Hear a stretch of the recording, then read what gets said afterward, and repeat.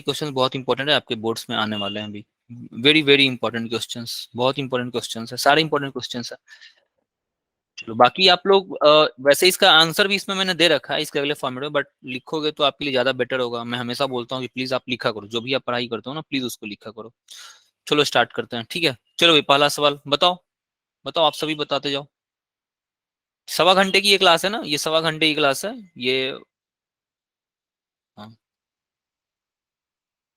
ठीक है, ये 5 से 6:15 तक जाएगी, है ना, 6:15 तक। एंड देन आधे घंटे का ब्रेक है आपके पास, फिर दोबारा आप इसी लिंक से ज्वाइन करोगे। ये 6:45 पे नेक्स्ट क्लास स्टार्ट होगी, और ये 7:45 देन 8:15 तक ये चलेगी नेक्स्ट क्लास। एंड देन इसके बाद जो क्लास होगी वो 8:45 से स्टार्ट होगी, और 6:45, हाँ ठीक है, ये 9:45 नहीं ज्यादा हो गया क्या? सॉरी सॉरी, वेट वेट, ठीक तो जा रहा है। 5 से 6, 6:45 से 7:45 और 8:15। वेट वेट, ये 8:15 नहीं है, 8 बजे का है, ये 8 बजे का है, ठीक है। 1 घंटा 15 मिनट की ये क्लास रहेगी, और ये 8:30 से स्टार्ट होगी और 9:45 तक जाएगी, ठीक है। इसमें इसमें हम थर्मल प्रॉपर्टीज करने वाले हैं ना, थर्मल प्रॉपर्टीज करेंगे इसमें, Yes, थर्मल sir. प्रॉपर्टीज करेंगे। इसमें हम लोग फ्लूइड कर लेंगे, जो भी फ्लूइड के क्वेश्चन है मेरे पास करीब 20-25 क्वेश्चन है वो कर लेंगे। यस यस, राइट राइट, ठीक है। और इसमें हम सॉलिड करने वाले हैं। इसमें आधे घंटे का ब्रेक है, ब्रेक के बाद आपको इसी लिंक से ज्वाइन करना है ना, जो ये लिंक गया हुआ है इसी लिंक से आपको फिर से ज्वाइन कर लेना है। हाफ आवर का ब्रेक रहेगा यहाँ पे, और यहाँ पे भी हाफ आवर का ब्रेक है। 9:45 को आपकी लास्ट क्लास ओवर हो जाएगी। चलो आ जाओ। Why do prefer steel to copper, तो सही आंसर है जो एक मिस कौन है भाई जो बता रही है, the value of the Young's modulus is higher for steel than copper. या राइट राइट प्रिंस, सबका सही आंसर आ रहा है, because steel is more elastic than copper, ये भी सही है। Steel is more elastic than copper, इसका कारण भी यही है कि यंग्स मॉडुलस जो होता है ना उसका वो ज्यादा होता है, ठीक है। गुड, ओके अंजलि, ठीक है अंजलि, ठीक है। इसका आंसर क्या है? Steel is more elastic. Steel क्या होता है? मोर इलास्टिक होता है। स्टील मोर इलास्टिक होता है, मोर इलास्टिक देन रबर। इससे आप क्या समझते हो आखिर, ये बताओ।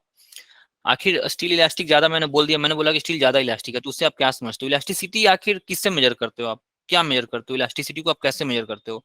कोई बॉडी ज्यादा इलास्टिक है, कम इलास्टिक है, उसका यंग्स मॉडुलस तो न्यूमेरिकल वैल्यू दे रहा है, ठीक है, यंग्स मॉडुलस न्यूमेरिकल वैल्यू दे रहा है। लेकिन वैसे अगर कॉमन सेंस में मैं बात करूं कि हाँ भाई ये ज्यादा इलास्टिक है, ये कम इलास्टिक है, तो उसको आप कैसे एक्सप्लेन करोगे? कोई बता सकता है? यस, टेंडेंसी उसकी अपनी ओरिजिनल शेप को या रीगेन करने की जो राइट टेंडेंसी होती है। Right right right, very good, ये सही जवाब है, ये सही जवाब है। जो टेंडेंसी, जो बॉडी जो होता है ना उसके उसके वापस अपने शेप में लौटने का जो टेंडेंसी होता है ना, वो कॉपर से ज्यादा होगा। अगर स्टील है, मान लो कि ये स्टील का वायर है, इस स्टील के वायर को आपने सेम फोर्स लगाया है, सेम फोर्स लगा रखा है ना, मान लो कि 5 न्यूटन आपने लगाया, ये स्टील का है, और ये सेम सेम लेंथ और सेम डायमेंशन आपने ले रखा है कॉपर का, ठीक है। या ये मान लो कि ये स्टील है और ये कॉपर है, और आपने बोला कि steel is more elastic than copper. अगर आप ये बोल रहे हो कि steel is more elastic than copper, copper पे भी आप कितना फोर्स लगा रहे हो? 5 न्यूटन का ही आप फोर्स लगा रहे हो ना, 5 न्यूटन का।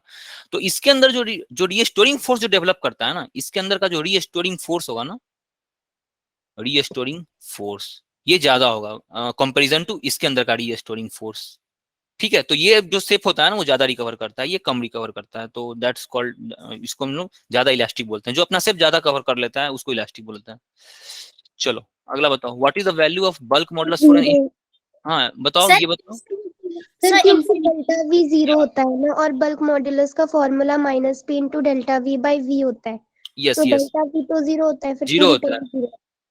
इन्फानाइट हो जाएगा ना, पूरा बल्क मॉडुलस इन्फिनिट हो इन्फानाइट हो जाएगा जाएगा। ना, 1/0 यस इन्फिनिट। यस, इन्फानाइट होगा ना सानिया। आप स्ट्रेस बता रहे हो जो हाइड्रोलिक, इसके बल्क मॉडुलस को आप डिफाइन कैसे करते हो भाई? बल्क मॉडुलस को आप कैसे डिफाइन करते हो? देखो यहाँ ध्यान से देखो, अभी आप लोग खामोश रहो, मैं बता रहा हूँ। बल्क मॉडुलस को आप डिफाइन कैसे करते हो? आप क्या लिखते हो? या तो आप हाइड्रोलिक स्ट्रेस लिखते हो, हाइड्रोलिक स्ट्रेस लिखते हो divided by volume strain,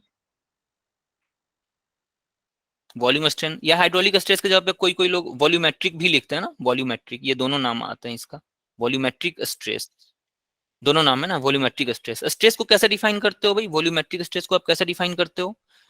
pressure पर यूनिट एरिया होता है डिवाइडेड बाई वॉल्यूम स्ट्रेन, कैसे डिफाइन करते हो आप? डेल्टा फोर्स वी, पर यूनिट एरिया ना, फोर्स पर यूनिट एरिया। या फोर्स पर यूनिट एरिया, राइट राइट, जो कि प्रेशर लिखते हैं हम, ठीक ठीक सही बोल रही हो, फोर्स पर यूनिट एरिया, ठीक है, जिसको हम प्रेशर लिखते हैं, इस पूरे को आप प्रेशर ही आप लिखते हो ना। यस पूरे सर। को आप प्रेशर लिखते हो डेल्टा वी बाई वी। यहाँ आप निगेटिव साइन लगाते हो ना, बता सकता है कोई इसको निगेटिव साइन क्यों लगाया जाता है?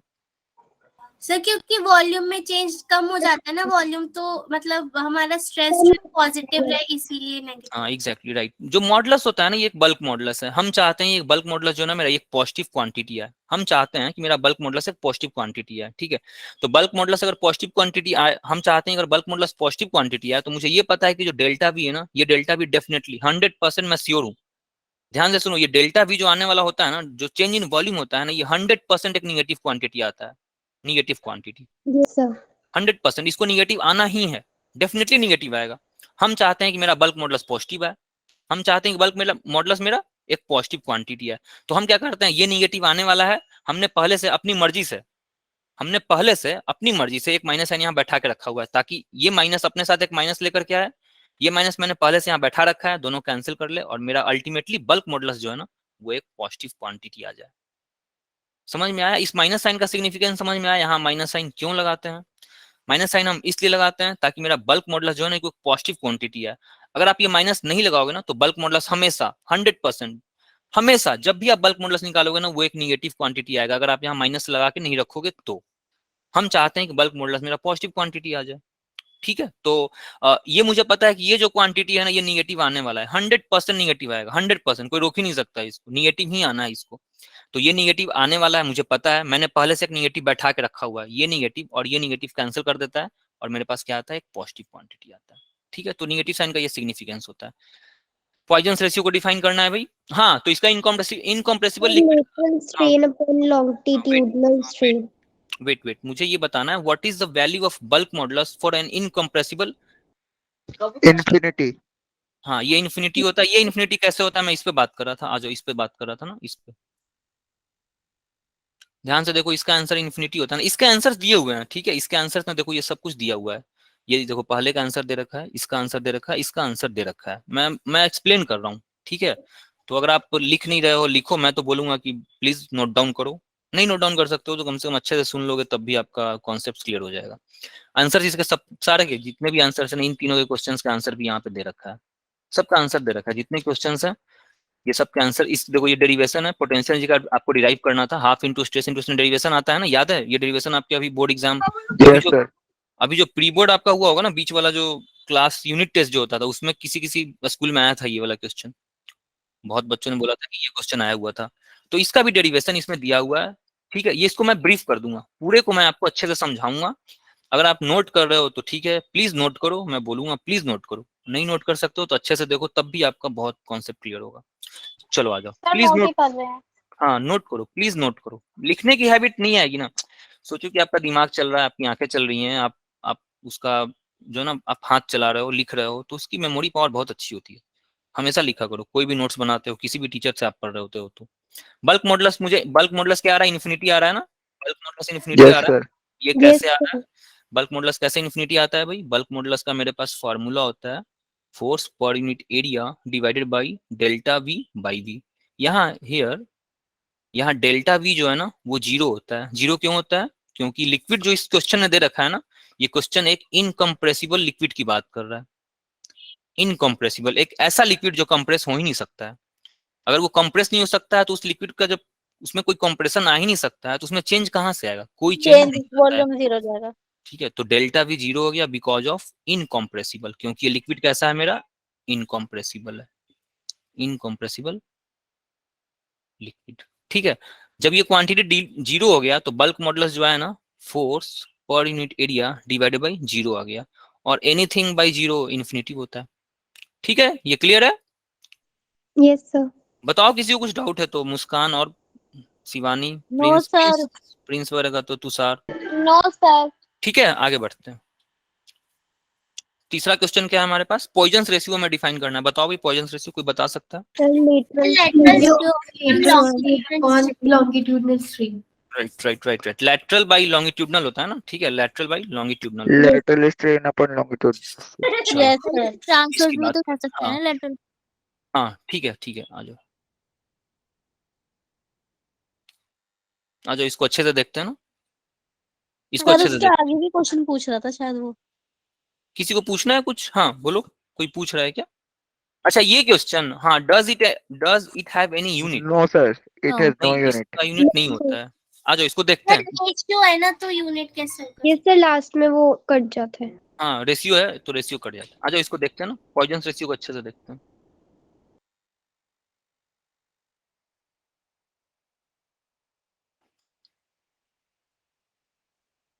पॉइजन रेशियो ये होता क्या है भाई? Lateral strain, lateral lateral lateral strain divided by longitudinal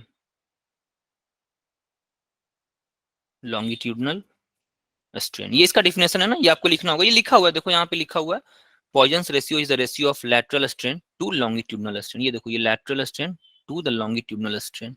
it has no units, और इसका कोई यूनिट नहीं होता क्योंकि एक रेशियो है। रेशियो का तो चलो, लेटरल स्ट्रेन, स्ट्रेन और स्ट्रेन का एक रेशियो है। लेटरल को डिफाइन कैसे करते हैं भाई? ये देखो कैसे डिफाइन करते हैं, देखो ये अच्छे से मैं बता रहा हूँ, अच्छे से देखो इसको। ये ये छोटी छोटी चीजें भी अगर आप समझोगे ना तो काफी कॉन्सेप्ट्स क्लियर होते हैं आपके।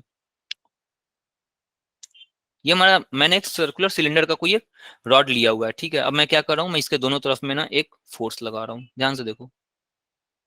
मैंने यहाँ से एक फोर्स लगाया और मैंने यहाँ से इक्वल फोर्स लगाया, ठीक है। फोर्स लगाने के बाद क्या होगा भाई? इसमें स्ट्रेचिंग आएगा ना, आप लोग पढ़े हो ना, ये स्ट्रेच करेगा, ये बॉडी Yes, स्ट्रेच sir. करेगा तो इसका शेप जो है ना कुछ इस तरह से बन जाएगा। सर लेंथ बढ़ेगी पर डायमीटर कम हो जाएगा। थोड़ा सा डायमीटर जो है ना इसका हल्का सा कम हो जाता है और इसका लेंथ हल्का सा बढ़ जाता है। ये इसका नया शेप आता है ना, देखो ये इसका नया शेप आता है, ठीक है। दिख रहा है क्या? ये इसका नया शेप आता है। तो अगर इसका पूरा लेंथ, इनिशियल लेंथ अगर इसका एल था ना, एल इनिशियल लेंथ था, ठीक है, तो इसका लेंथ जो है ना अब डेल्टा एल से बढ़ जाता है। ये जो लेंथ होता है ना मेरा, एल प्लस डेल्टा एल, नया लेंथ आ गया, ये इसका नया लेंथ है ना, ये इसका नया लेंथ है, ठीक है। इसका डायमीटर पहले अगर डी था, इसका डायमीटर अगर ये पूरा डायमीटर यहाँ से यहाँ तक का डिस्टेंस, पूरा डायमीटर अगर डी था, इनिशियल डायमीटर अगर डी था, तो घट के ये जो डायमीटर हो जाता है ना, ये वाला डायमीटर, ये डेल्टा डी अमाउंट से घट जाता है बेसिकली। ये अमाउंट जो होता है ना, ये देखो, ये जो अमाउंट होता है ना, ये वाला और ये वाला, ये जितना घटा ना, ये दोनों को ऐड करोगे ना तो ये दोनों कितना आता है मेरा? Delta D. मान लो कि डेल्टा डी अमाउंट से ये घट गया होगा, सिकुड़ गया होगा डेल्टा डी अमाउंट से, तो ये इसका लॉन्गिट्यूडनल स्ट्रेन होता है ना। Longitudinal strain along the force होता है। आपको पता है ना लॉन्गिट्यूडनल स्ट्रेन क्या होता है भाई? लॉन्गिट्यूडनल स्ट्रेन कब लगता है? लॉन्गिट्यूडनल स्ट्रेन कब लगता है? जब फोर्स जो होता है ना वो परपेंडिकुलर टू एरिया होता है। Force is perpendicular to area.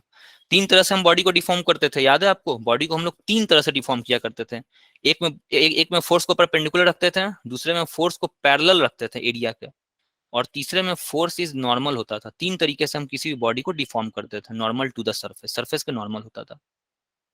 चलो इसको फिर से मैं इसको फिर से थोड़ा सा ब्रीफ कर देता हूँ। Force is perpendicular to area, इसका क्या मतलब होता है? इसको आप दो तरीके से पढ़े होंगे। फोर्स परपेंडिकुलर होने का क्या तरीका है भाई? ये मेरा एरिया है, ठीक है, इस एरिया का परपेंडिकुलर ये एरिया है ना, एरिया के परपेंडिकुलर या तो इसको आप बाहर की ओर स्ट्रेच करोगे या तो आप इसको अंदर की ओर फोर्स लगाओगे। दो तरीके से आप इसको बेंड कर सकते हो, दो तरह से इसको आप डिस्टॉर्ट कर सकते हो किसी भी बॉडी को। आपने क्या किया? फोर्स को परपेंडिकुलर लगाया। दूसरा आप क्या करते थे? ये अगर एरिया होता था, मान लो ये अगर कोई बॉडी होता था, तो अभी आपने इसमें क्या किया? इसमें अगर ये एरिया था तो इस एरिया के आपने परपेंडिकुलर एक फोर्स लगाया। अब हम क्या करने, फोर्स को हम पैरेलल लगाना। ये अगर मेरा एरिया है तो मैं इस एरिया के पैरेलल फोर्स लगाता हूँ, तो यहाँ से आपका शियर मॉडुलस आया करता था क्या? यस। ये शियर मॉडुलस आता था। ये दूसरा तरीके से क्या आता था? शियर आता था। इससे क्या आता था? इससे यंग्स आता था। इसके थ्रू आप यंग्स निकाला करते थे ना, यंग्स, और इसके थ्रू आप बल्क निकाला करते थे, बल्क। ये क्या कह रहा है? Force is normal to the surface, surface के नॉर्मल होता है। तीसरा तरीका ये होता है। तीन तरीके से हम बॉडी को डिफॉर्म करते हैं। किसी भी बॉडी को डिफॉर्म करने का तीन तरीका है।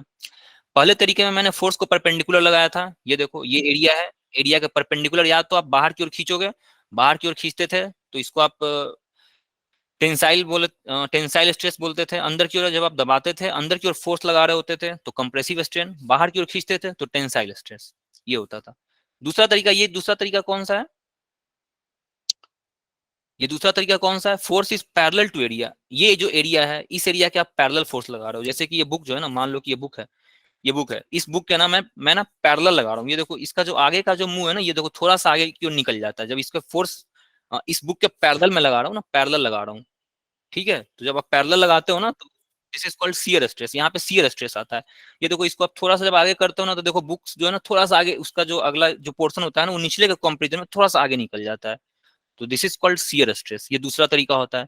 और तीसरा तरीका होता है force is normal to the surface. आप एक बॉल ले लो, स्फीयर ले लो, उस स्फीयर को पानी में डालो, पानी क्या करता था, उस स्फीयर में पानी क्या करता था, अगर ये स्फीयर है सपोज करो, इसको आपने पानी में डाल दिया ना, इसको आपने पानी में डाला हुआ है, ठीक है, पूरा तरह से आपने क्या किया, इसको आपने पानी में डाल दिया। पानी क्या करता है, इस पे हर तरह से नॉर्मल फोर्स लगाता है ना, नॉर्मल, मेरा डिफिनेशन क्या है, F is normal to surface. Surface के नॉर्मल, हर पॉइंट पे नॉर्मल लगाना चाहिए ना, हर पॉइंट पे 90 डिग्री का अगर फोर्स लगाता है तो जो स्ट्रेस डेवलप करता है वो स्ट्रेस हमारा वॉल्यूम स्ट्रेस कहलाता है। इसका जो शेप है ना, अब वो सिकुड़ जाएगा, अब ये बॉल क्या करेगा, सिकुड़ जाएगा, अब ये बॉल जो है ना थोड़ा सा छोटा हो जाता है बिकॉज ऑफ प्रेशर में चेंज के कारण ये बॉल क्या कर जाता है, छोटा कर जाता है, ठीक है। तो प्रेशर में बॉल के कारण जब छोटा होता है तो इसके अंदर एक रीस्टोरिंग फोर्स डेवलप करता है। अब क्या करेगा, आप बॉल को जबरदस्ती दबा रहे हो, ये जो पानी के अंदर ले गए, पानी उस पर फोर्स लगाता है, बॉल को आप जबरदस्ती दबा रहे हो, जब आप बॉल को जबरदस्ती दबाओगे तो इसका शेप जो है ना वो सिकुड़ जाएगा। ये मान लो कि डेल्टा वी से चेंज कर गया, डेल्टा वी, इसका ओरिजिनल शेप कितना था, ओरिजिनल शेप भी था, डेल्टा वी से ये सिकुड़ गया, डेल्टा वी अमाउंट से ये सिकुड़ चुका है बॉल, ठीक है। तो जब जैसे ही कोई भी आपने पढ़ा होगा, कोई भी किसी भी बॉडी को अगर आप फोर्स लगाते हो तो वो अपने अंदर क्या करता है, रीस्टोरिंग फोर्स डेवलप करता है, रीस्टोरिंग फोर्स। ये रीस्टोरिंग फोर्स क्या करेगा भाई, वापस इसको बाहर की ओर खींचेगा, बाहर की ओर पुश करता रहेगा, ठीक है। ये रीस्टोरिंग फोर्स क्या करता है, इस स्फीयर को बाहर की ओर पुश करता रहेगा। जैसे ही इस स्फीयर को आप पानी के बाहर निकालोगे, ये स्फीयर वापस से अपना शेप रीगेन कर लेता है। This is called stress strain ना, फोर्स। अब यहाँ से क्या निकालते हो आप यहाँ से स्ट्रेस निकालते हो, जो डेल्टा वी जो आपने प्रेशर लगाया होगा, स्ट्रेन कितना आया, जो चेंज हुआ divided by original volume, delta V by original V, ये हमेशा निगेटिव आएगा, ठीक है। ये क्वांटिटी ऑलवेज निगेटिव आएगा, इसको निगेटिव आना ही आना है, 100% निगेटिव आता था। तो हम बल्क जो डिफाइन करते थे ना, उसके लिए हम क्या करते थे, हम चाहते थे कि ये मेरा पॉजिटिव है, तो मैंने पहले से निगेटिव लगा रखा है, P divided by delta V by V, this is bulk modulus, ठीक है। तीन तरीके समझ में आए। Force is perpendicular to area, इससे आपका क्या आएगा, यंग्स मॉडुलस आता था। Force is parallel to area, इससे क्या आता था, इससे शियर मॉडुलस आता है। And force is normal to surface, इससे क्या आता है, मेरा बल्क आता है, बल्क मॉड्यूलस। ठीक है, क्लियर है, यस सर। ठीक है। Yes, हाँ, और बल्क मॉडुलस के लिए हम क्या करते हैं, बल्क मॉडुलस में हम निगेटिव लगाते हैं, क्योंकि ये डेफिनेटली 100% निगेटिव आ रहा होता है, हमें पता है।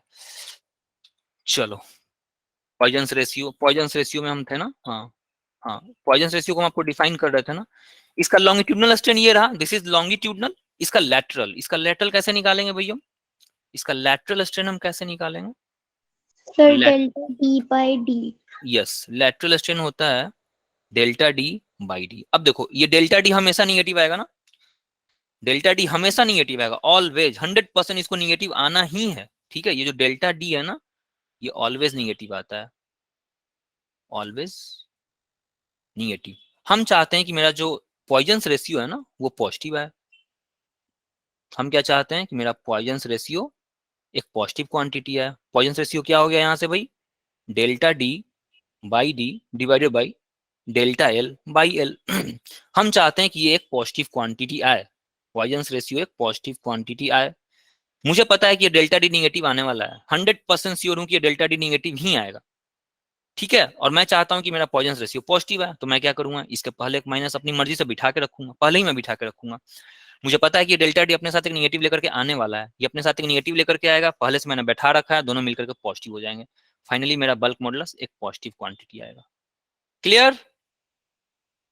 Yes sir. Sir change in diameter की जगह चेंज इन रेडियस भी ले सकते हैं हाँ ना? बिल्कुल बिल्कुल, क्योंकि अल्टीमेटली तो ये 2r रेडियस क्या होता है, डायमीटर क्या होता है, डायमीटर बराबर 2r, 2 टाइम्स ऑफ रेडियस ही तो होता है। बट सर तो वो एक तरफ से थोड़ी बढ़ रहा है, वो तो दोनों तरफ से बढ़ रहा होगा ना। थोड़ा बहुत जो चेंजेस आते हैं उसको इग्नोर कर देते हैं, वैसे भी चेंजेस बहुत ज्यादा नहीं आता है ना, ये जो डायमीटर भी चेंज करता है तो बहुत ज्यादा चेंज थोड़े ना करता है, ये सब बहुत बहुत माइन्यूट लेवल पे चेंज कर रहा होता है, बहुत छोटा छोटा चीज, बहुत स्मॉल चेंज हो रहा होता है ये सब कुछ, ठीक है। इस सब में हुक्स लॉ काम कर रहा होता है ना, आपको पता है नहीं, सब कुछ हुक्स लॉ का काम करता रहता है, हुक्स के बिना ये सब कुछ नहीं होता। हुक्स ने पहले ही आपको बोल रखा है कि डिफॉर्मेशन स्मॉल होना चाहिए। ये सब कुछ, ये जो आप यंग्स मॉडुलस डिफाइन करते हो, ये जो आप शियर मॉडुलस डिफाइन करते हो, और ये जो बल्क मॉडुलस डिफाइन करते हो, ये तीनों क्वांटिटी हुक्स लॉ को फॉलो करता है। हुक्स ने पहले ही आपको बता रखा है कि फोर्स जो डिफॉर्मेशन होना चाहिए शुड बी वेरी स्मॉल, तभी तक ये तीनों फॉर्मूले काम करते हैं, ये तीनों। अगर आप हुक का जो जो पैरामीटर था, हुक ने बोला कि भाई डिफॉर्मेशन कम होना चाहिए, ज्यादा डिफॉर्मेशन कर दोगे तो तीनों लॉ तो ऐसे ही फेल हो जाएगा। तो या तो डेल्टा डी ले लो या तो रेडियस ले लो, कोई फर्क नहीं पड़ता है, थोड़ा बहुत डिफॉर्मेशन आप निगलेक्ट कर सकते हो, ठीक है। हुक का लॉ क्या था भाई, हुक का लॉ क्या था, कोई बता सकता है? सर इलास्टिक लिमिट के अंदर जो हाँ, फोर्स होता है वो डायरेक्टली प्रोपोर्शनल होता है स्ट्रेन के। तो जो फोर्स होता है ना, वो डायरेक्टली प्रोपोर्शनल, फोर्स जो होता है ना उसको ना जो एक्स होता है, जो आप स्ट्रेस जो आप देते हो किसी भी बॉडी को, सपोज ये मोबाइल है मेरा, इस मोबाइल को अगर मैं खींच रहा हूँ ना, इस मोबाइल को मैं खींचता जा रहा हूँ ना, तो अगर मैं बहुत ज्यादा खींचूंगा तो ये वापस अपना शेप रीगेन नहीं करेगा, एक समय के बाद ये अपना शेप रीगेन नहीं करता है। तो हुक का जो लॉ था वो स्मॉल डिफॉर्मेशन के लिए है, जब तक डिफॉर्मेशन स्मॉल है तभी तक ये Young's modulus, bulk modulus, Young's, shear और बल्क, ये तीनों डिफाइन होते हैं। अगर आप इलोंगेशन बहुत ज्यादा कर दोगे ना, अगर ये स्प्रिंग है, ये स्प्रिंग है, ये इसका नेचुरल लेंथ है यहाँ तक, ठीक है, आपने इस पे एक फोर्स लगा, एक्सटर्नल फोर्स आप लगाते हो, एक्सटर्नल फोर्स लगाओ तो क्या होगा भाई, इसमें एक इलोंगेशन आएगा, इतना आ गया, सपोज करो यहाँ आ गया। अब आपने क्या किया, ये जो फोर्स आपने लगा रखा है इस फोर्स को आप रिमूव कर देते हो, आपने क्या किया, इस फोर्स को रिमूव कर दिया, रिमूव करने करके आप क्या देखते हो, वापस ही अपना शेप रीगेन कर लेगा, नेचुरल लेंथ पे आ गया, नेचुरल लेंथ, ठीक है। ये तभी तक वैलिड होता है, ये जब फोर्स हटाने के बाद ये नेचुरल लेंथ अपना तभी तक गेन करता है जब इसका डिफॉर्मेशन बहुत कम होता है। अगर स्प्रिंग को आप फोर्स लगा करके आपने बहुत लंबा कर सर दिया, जब तक ओवर स्ट्रेच न हुआ हो। हाँ, जब तक ओवर स्ट्रेच नहीं हुआ हो, तो इसकी अपनी एक लिमिट होती है, उसी लिमिट तक जो है ना ये अपना पूरा का पूरा से रीगेन करता है, उसके बाद ये रीगेन नहीं कर सकता है, उसके बाद ये बॉडी सेम इलास्टिक बॉडी जो होता है वो प्लास्टिक बन जाता है, वो प्लास्टिक रीजन में चला जाता है। वो जो बचपन में पेन पेन में जो हम लोग को पेन में स्प्रिंग होता था उसको हम लोग निकालते रहते थे और उसको हम लोग मतलब कि वो खींचते रहते थे। तो आपने नोटिस किया होगा, अगर आप हल्का खींचते हो और छोड़ देते हो स्प्रिंग को तो स्प्रिंग स्प्रिंग अपना से रीगेन करता था। सेम स्प्रिंग को अगर आप बहुत ज्यादा इलोंगेट कर दोगे और छोड़ोगे तो वो अपना से रीगेन नहीं करता है। यही हुक्स का लॉ यही था। हुक ने पहले ही बता रखा है कि भाई जो इलोंगेशन डिफॉर्मेशन आप जो भी कर रहे हो ना वो छोटा रखोगे तभी इलास्टिक बॉडी अपना इलास्टिक प्रॉपर्टी शो करता है, अदरवाइज वो प्लास्टिक बन जाता है। प्लास्टिक का मतलब प्लास्टिक नहीं, ये प्लास्टिक बॉटल नहीं बन जाता है। फिजिक्स में प्लास्टिक का डिफिनेशन कुछ और है। प्लास्टिक वर्ड जो हम लोग यूज करते हैं वो प्लास्टिक का डब्बा जो होता है किचन वगैरह में रखा था नमक तेल वाला, वो नहीं। प्लास्टिक का मतलब होता है कि बॉडी अपना से रीगेन नहीं कर सकता है, दैट इज कॉल्ड प्लास्टिक। वो प्लास्टिक जो हम लोग कॉमन यूज कर रहे होते हैं अपनी दुनिया में, जो हमारा लाइफ है उसमें, वो वाला नहीं। फिजिक्स का प्लास्टिक का लैंग्वेज डिफिनेशन अलग होता है। प्लास्टिक का मतलब फिजिक्स में बोला जाता है कि भाई वो अपना से रीगेन नहीं कर सकता। चलो आओ, how are we able to break a wire by repeated bending. Repeated bending से क्या होता है भाई, ये आपको पता है रिपीटेड बेंडिंग क्या होता है? जब आप किसी वायर को, आपको पता है जैसे ये वायर है, ये जो वायर है मेरे माइक का वायर है, इसको आप ना ऐसे बार बार इसको हम लोग बेंड करते रहते थे। जैसे कि घर वगैरह में अगर आप काम करते हो, थोड़ा बहुत कुछ भी घर का काम करते रहते हो, तो कहीं पे कुछ बांधना होना रहता है ना, तो हम लोग तोड़ने के लिए क्या करते हैं ना, उसको ऐसे ऐसे करते रहते हैं, करते करते वो टूट जाता है, ठीक है। तो ये आपने नोटिस किया होगा घर भर में। तो इसका कारण क्या होता है, how are we able to break a wire? तो सिंपली, इलास्टिक हाँ फैटिग। हाँ, ये अपना प्रॉपर्टी खो देता है धीरे धीरे, इसका इलास्टिक स्ट्रेंथ जो होता है, इलास्टिसिटी स्ट्रेंथ, उसको ये खो देता है बस। हाँ एग्जैक्टली वही है इलास्टिक, वही वही है संध्या, वो अपनी इलास्टिसिटी प्रॉपर्टी को खो देता है, ठीक है। चलो, how why do spring balances, spring balance जान रहे हो ना, जिससे तराजू वगैरह जो रहता है वो उसकी बात कर रहा है ये। सो रॉन्ग रीडिंग्स, ये थोड़ी देर बाद देखोगे ना आप, ये गलत रीडिंग देने लगता है, कुछ समय के बाद ये गलत रीडिंग देने लगता है आफ्टर। डिफॉर्मेशन हो जाता है हाँ इसमें। ये इलास्टिक फटीग इसका एग्जांपल, सबसे अच्छा इसका एग्जांपल इलास्टिक फटीग का ये एग्जांपल है, इलास्टिक फटीग, ठीक है। इलास्टिक फटीग धीरे धीरे डिफॉर्म, धीरे धीरे समय के साथ जो है ना ये स्प्रिंग अपना इलास्टिसिटी खोता जाता है, this is called elastic fatigue. लंबे समय तक के बाद ना वो अपना इलास्टिसिटी प्रॉपर्टी को खो देता है।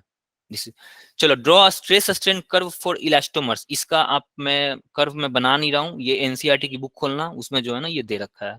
एनसीईआरटी की बुक में ये पूरा एक अलग क्वेश्चन है, उसमें दे रखा है, आप लोग देख लेना इसको, ठीक है। सर चलो, बट वो मेटल वायर के लिए है। नहीं नहीं नहीं नहीं, उसमें देखना एक और एरोटा ऑर्टा के लिए दिया हुआ है, उससे पहले देखना, थोड़ा सा पहले देखना, वो दिया हुआ है। चलो, यस सर, नीचे से जा रहा है ऊपर। हाँ हाँ वो दिया हुआ है, वो मैं देखा हूँ। आ जाओ अगला देखते हैं। ये 2 मार्क्स का क्वेश्चन है ना, इसको आपको प्रूफ करना है, ठीक है, इसको आपको प्रूफ करना है। चलो आ जाओ, इसको प्रूफ करते हैं, देखो अच्छे से प्रूफ करते हैं ना, ये बहुत अच्छा क्वेश्चन है ये। देखो लोगों को समझ में नहीं आता ये क्वेश्चन, भाई आखिर ये हो क्या रहा है। देखो ये एक मैंने वायर ले रखा है, ठीक है, इस वायर का लेंथ, ओरिजिनल लेंथ L है, यंग्स मॉडुलस इसका Y है, और इसका एरिया A है, ठीक है, 3 चीज दे रखे हैं। इसको ना आपको स्ट्रेच करके इस पे एक फोर्स आपको अप्लाई करना है, फोर्स से स्ट्रेच करके इसको आप स्मॉल l इस अमाउंट से इसको आपको स्ट्रेच कर देना है। इसको आपको यहाँ से खींच करके यहाँ लेकर के आना है, ठीक है, एल लेंथ तक इसको खींच करके लाओगे। एल लेंथ तक खींच के लाने का मतलब है आपने इसको डिस्प्लेस किया, इस वायर के अंदर कुछ डिस्प्लेसमेंट आया। अगर वायर के अंदर डिस्प्लेसमेंट आया है तो आपने कुछ वर्क भी किया होगा, तो यही वर्क आपसे पूछा जा रहा है, ठीक है। ये सारा का सारा वर्क कहाँ स्टोर हो जाता है, इसके इसके इसके पोटेंशियल एनर्जी में स्टोर हो जाता है। तो अगर आप वर्क निकाल लेते हो ना, तो सेम वर्क क्या होता है, पोटेंशियल एनर्जी के बराबर होता है। तो अगर आपसे पोटेंशियल एनर्जी पूछा जा रहा है, बेसिकली आपसे पोटेंशियल एनर्जी पूछा जा रहा है, तो आप निकालोगे क्या, आप वर्क निकालोगे, ठीक है। क्योंकि वर्क जो होता है, जो भी आप काम करते हो वो सारा का सारा हम कहाँ, सारा का सारा काम कहाँ चला जाता है, वर्क कहाँ चला जाता है, इस वायर के पोटेंशियल एनर्जी में स्टोर हो जाता है। बिल्कुल स्प्रिंग वाला कहानी है, स्प्रिंग ये है ना, ये देखो ये स्प्रिंग है, यहाँ पे ये देखो ये स्प्रिंग है, इसका इसका नेचुरल लेंथ मान लो कि L0 है। इसको आपने क्या किया, एक फोर्स अप्लाई किया, फोर्स अप्लाई करने के बाद आप क्या, ये स्ट्रेच होगा, ये स्ट्रेच हो गया, फोर्स यहाँ लग रहा है, तो इसका आपने लेंथ जो था ना वो x0 डिस्टेंस से आपने क्या कर दिया, इसको इंक्रीज कर दिया। सेम देखो, ये अगर स्प्रिंग को आपने x0 से इंक्रीज कर दिया, तो ये जो वायर दे रखा था, इस वायर को भी मान लो कि L लेंथ से आपको इंक्रीज करना है, सपोज करना है। तो अगर आप इसको x0 लेंथ से इंक्रीज करते हो तो आप कुछ वर्क करते हो, फोर्स इंटू डिस्प्लेसमेंट, कुछ वर्क किया आपने, आपने कुछ वर्क किया। ये सारा का सारा वर्क कहाँ चला जाता है, आप जो वर्क करते हो किसी भी स्प्रिंग को जब आप स्ट्रेच करते हो, स्ट्रेच करने का मतलब है आपने कुछ, आपने फोर्स लगाया, फोर्स लगाने के बाद वो स्प्रिंग जो है वो डिस्प्लेस भी हुआ। तो फोर्स इंटू डिस्प्लेसमेंट क्या देता है, वर्क देता है। तो ये वर्क तो ये वर्क जाता कहाँ है, ठीक है। तो ये सारा का सारा वर्क कहाँ चला जाता है, स्प्रिंग के पोटेंशियल एनर्जी में स्टोर हो जाता है, जिसका फॉर्मूला हाफ के एक्स स्क्वायर होता है, ठीक है। ये सारा का सारा वर्क कहाँ चला जाता है, स्प्रिंग के पोटेंशियल एनर्जी में स्टोर हो जाता है, spring potential energy. Same way यहाँ यही कहानी, सेम कहानी यहाँ भी है। Yes yes, right right Neha, right right, ये इंक्रीज ही करता है, इसका पोटेंशियल एनर्जी इंक्रीज ही करता है, राइट। तो अगर इसकी बात करोगे, इसमें भी आपको यही काम करना है। इसमें आपको ये वायर दे रखा था, इस वायर पे आपको एक फोर्स लगाना है, इस वायर को आपको फोर्स लगाना है, फोर्स लगा करके इसको इलोंगेट करते जाना है, इलोंगेट करते करते आपको L length, total L length मैंने बोला आपको, इसको इलोंगेट करो। इसको इलोंगेट करने में आपने जो भी वर्क किया होगा वो निकालो, यही वर्क जो होगा वो इस वायर का इलास्टिक पोटेंशियल एनर्जी कहते हैं, इलास्टिक पोटेंशियल एनर्जी। इसको हम लोग स्प्रिंग पोटेंशियल एनर्जी बोलते हैं क्या, स्प्रिंग पोटेंशियल एनर्जी, इसको हम लोग इलास्टिक पोटेंशियल एनर्जी बोलते हैं। और ये आपको निकालना है, ठीक है, इसको आपको डिराइव करना है। चलो आ जाओ इसको डिराइव करते हैं, ठीक है। सबसे पहले ये समझो कि ये आखिर जो हम जो ये जो फोर्स यहाँ पे आप लगाते हो ना, सबसे पहले जब आप इस पे फोर्स लगाए होगे ना, एक एफ लगाए होगे, तो मान लो कि एफ लगाने के बाद ये बॉडी जो है ना, ये पूरा वायर जो है ना, पहले एक स्मॉल एक्स, इस सबको हटाओ, ठीक है। ये देखो, ध्यान से देखो, सपोज करो कि आपने इस पे फोर्स लगाया, इस पे आपने फोर्स लगाया, फोर्स लगा करके इसको आपने इलोंगेट कर दिया एक्स डिस्टेंस से, ठीक है। इसको आपने एक्स डिस्टेंस से आपने इसको इलोंगेट कर दिया, एक्स डिस्टेंस से इलोंगेट किया होगा, तो इस पे लगने वाला, इस पे जो स्ट्रेस लगा वो कितना लगा है भाई, फोर्स आप एफ, आप मान लो कि आपने एफ फोर्स लगाया, एफ फोर्स लगा करके आपने इसको एक्स इलोंगेट किया ना, एक्स, अभी मैं एल नहीं किया हूं ना, मेरा मकसद है स्मॉल एल तक इसको लेके जाना है, ये मेरा मकसद है। समझो क्वेश्चन को पहले समझो, ये वायर कैपिटल एल लेंथ का वायर दे रखा था, इस लेंथ का वायर दे रखा है, आपको क्या करना है, इसको स्ट्रेच करके एल प्लस एल तक लेके जाना है, एल प्लस एल, इसका न्यू लेंथ आपको बना देना है, इसका न्यू लेंथ आपको एल प्लस एल बनाना है। बनाने के लिए आप कुछ फोर्स अप्लाई करोगे, फोर्स अप्लाई कर रहे हो, आपने कुछ डिस्प्लेसमेंट भी कर रखा है, ध्यान से समझो, आपने फोर्स अप्लाई किया, फोर्स अप्लाई करने के बाद ये वायर स्मॉल एल लेंथ से इंक्रीज कर गया, तो फोर्स लगाया और लेंथ से इंक्रीज कर गया, तो इसका वर्क कितना हो गया भाई? वर्क का फॉर्मूला क्या होता है? फोर्स इंटू डिस्प्लेसमेंट होता है क्या? Yes sir. तो Yes, force into displacement, force आपको पता है एफ, आपने डिस्प्लेसमेंट स्मॉल एल किया, F into L, this is the work done and this is the elastic potential energy, elastic potential energy. But ये गलत है, ठीक है? आपने फोर्स लगाया, फोर्स लगा करके धीरे धीरे आप इसको इलोंगेट करके स्मॉल एल से आपने इलोंगेट भी कर दिया, आपको फोर्स भी पता है, आपको डिस्प्लेसमेंट भी पता है, वर्क का मेरे पास फॉर्मूला था फोर्स इंटू डिस्प्लेसमेंट, निकल गया मेरा spring elastic potential energy. But ये गलत है ना, ये ऐसे नहीं निकालते हैं, ठीक है? इसको ऐसे नहीं निकालेंगे, कारण क्या है? आखिर हम लोग इसको ऐसे क्यों नहीं निकाल सकते? बताओ, कोई बता सकता है हम लोग इसको डायरेक्ट क्यों नहीं निकालते? सर बिकॉज जो हमने वर्क डन करा है वो छोटे अमाउंट का करा है इसलिए। वो रिस्टोर नहीं। भी तो करेगा। नहीं, गलत। ये जो, और कोई अटेम्प्ट लेना चाहता है? वॉल्यूम, गलत। और बताओ कोई? कृष्णा कुमार, गलत है आपका। और बताओ? Sir due to small change. ठीक है शिवानी, बट उससे क्या फर्क पड़ता है? एरिया, उससे क्या फर्क पड़ता है? नया एरिया, बताओ इससे क्या फर्क पड़ता है? मैं बोल रहा हूँ कि ये गलत है, मैंने निकाला, मैंने आपको फोर्स भी दे दिया, मैंने आपको डिस्प्लेसमेंट भी दे दिया कि भाई इस वायर को अल्टीमेटली आपको स्ट्रेच एल लेंथ से करना था ना, इतने से आपको करना है, और मैंने आपको फोर्स दे रखा है, तो फोर्स भी आपको पता है, डिस्प्लेसमेंट भी आपको पता है, तो आप फोर्स इंटू डिस्प्लेसमेंट तो अप्लाई कर ही सकते थे। फोर्स इंटू डिस्प्लेसमेंट अप्लाई करके आप वर्क निकाल लिए, और मैं आपको बताया हूं, मैंने आपको बोला कि जो भी आप वर्क करते हो, एक्सटर्नल आप जो भी वर्क करते हो, चाहे आप स्प्रिंग पे कर लो। यस, राइट नेहा, ये सही आंसर है। ये जो फोर्स होता है ना, ये वेरिएबल होता है, इसको मैं अभी आपको प्रूफ करके बताता हूँ कि ये फोर्स वेरिएबल होता है, ये फोर्स कांस्टेंट नहीं होता है। ये मैं अभी आपको दिखा रहा हूँ, देखो इसको, ये फोर्स वेरिएबल होता है मेरा, ये सही जवाब है, फोर्स इज वेरिएबल, ठीक है? तो पहले तो ये समझो कि ये गलत आपने कैसे किया, क्योंकि ये फोर्स इंटू डिस्प्लेसमेंट जो है ना डायरेक्ट नहीं आता है। आ जाओ, पहले इसको वेरिएबल बनाते हैं, पहले इसको वेरिएबल बनाते हैं। फोर्स हमारा वेरिएबल होता है, कांस्टेंट नहीं होता है।